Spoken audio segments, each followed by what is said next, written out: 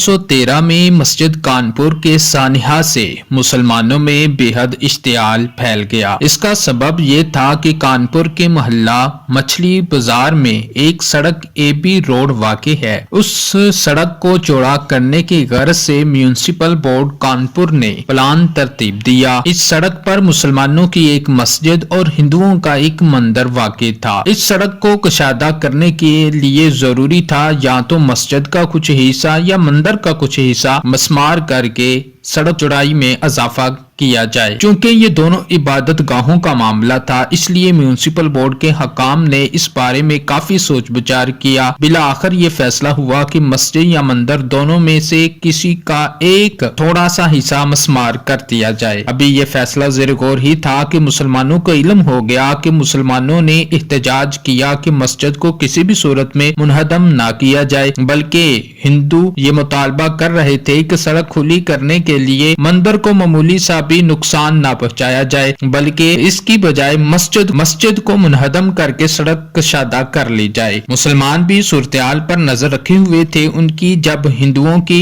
रवश के बारे में पता चला तो मुसलमान एक वफद की शक्ल में गवर्नर के पास जमा हुए, उससे मुलाकात की। गवर्नर ने वफद की बात को बड़े गौर से सुना और इसे हिंदू मुस्लिम तनाज़ा समझते हुए बजाते खुद पहुंचकर मुआयना किया। चुनाचे 13 नवंबर 1912 को मौके का मुआयना किया गया। गवर्नर ने मुसलमानों को यकीन दिलाया कि मस्जिद या मंदिर दोनों में से किसी का भी हिस्सा मुनहदम नहीं किया जाएगा, क्योंकि इससे फसाद का खतरा था। गवर्नर की यकीन दहानी पर मुसलमान तो मुतमिन हो गए, मगर हिंदुओं ने सड़क को कशादा करने की गर्ज से दरपर्दा सरगर्मियों का आगाज जारी रखा। ये देखते हुए मुसलमानों ने एक मर्तबा फिर खदशा महसूस किया कि कहीं मस्जिद का एक हिस्सा मुनहदम ना कर दिया जाए। चुनाचे मुसलमानों के वफूद ने इस ज़िमन में गवर्नर से अपना राब्ता कायम रखा ताकि किसी भी नाखुशगवार सूरत-ए-हाल पैदा होने पर फौरी इक़दाम किया जाए। आखिरकार 1 जुलाई 1913 को पुलिस की निगरानी में कानपुर मस्जिद का एक हिस्सा मुनहदम करके सड़क को कशादा कर दिया गया, जिस पर मुसलमानों में शदीद गमो गुस्से की लहर तोड़ गई। मुसलमानों ने हुकूमत और हिंदुओं के खिलाफ एहतजाजी मुजाहरों का आगाज कर दिया। रफ्ता रफ्ता मुसलमानों के एहतजाज में शिद्दत आती गई। 12 अगस्त 1913 को कानपुर के मुसलमानों ने एक अजीमुशान जलसे का इनकाद किया, जिसमें तकरीबन 20,000 मुसलमान इकट्ठे हुए। जलसे के इख्तिताम पर मुसलमान एक जुलूस की सूरत में स्याह परचम थामे मस्मार शुदा मस्जिद के नजदीक पहुंचे। मस्जिद के जिस हिस्से को गिराया गया था उसको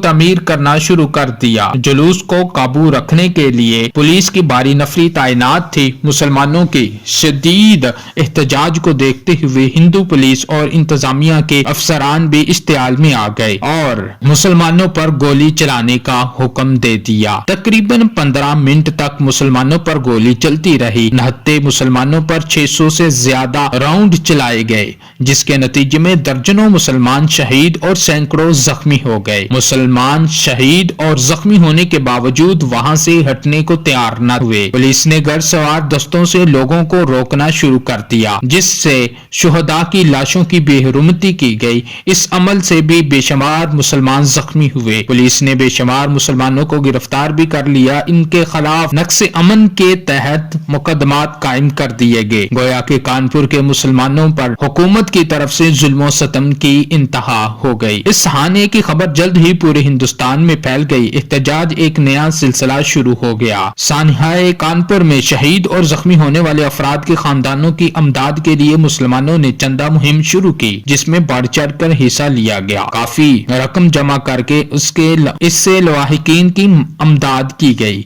जिन मुसलमानों को गिरफ्तार किया गया था उनकी रहाई के लिए भी कोशिशें शुरू हो गयी। मुसलमानों का एक वफद सूबे के गवर्नर से मिला, मगर गवर्नर की तरफ से जो ये जवाब मिला वो गिरफ्तार शुदा अफराद की रहाई के लिए किसी भी तरह की कार्रवाई करने के हक में नहीं है। हुकूमत के इस रवैये को देखते हुए हिंदुस्तान भर से मुमताज मुसलमान वकला कानपुर पहुंचना शुरू हो गए। 1913 को ही राजा साहब ऑफ महमूदाबाद की क़यादत में एक वफद गवर्नर से मिला। गवर्नर ने मस्जिद को मस्मार शुदा हिस्सा दोबारा तमीर करने की इजाजत तलब की, मगर गवर्नर ने कोई मुस्बत जवाब ना दिया। इस तरह 1913 1913 کا سال مسلم لیگ کی تاریخ میں بڑی اہمیت کا حامل ہے۔ اس ضمن میں صدر محمود صاحب نے اپنی کتاب مطالعہ پاکستان میں لکھتے ہیں 1913 میں 2 واقعات کے باعث مسلمانوں کو حکومت سے سخت مایوسی ہوئی، جس نے کانگریس سے گہرے تعاون کی راہ ہموار کر دی۔ پہلی بات حکومت کی طرف سے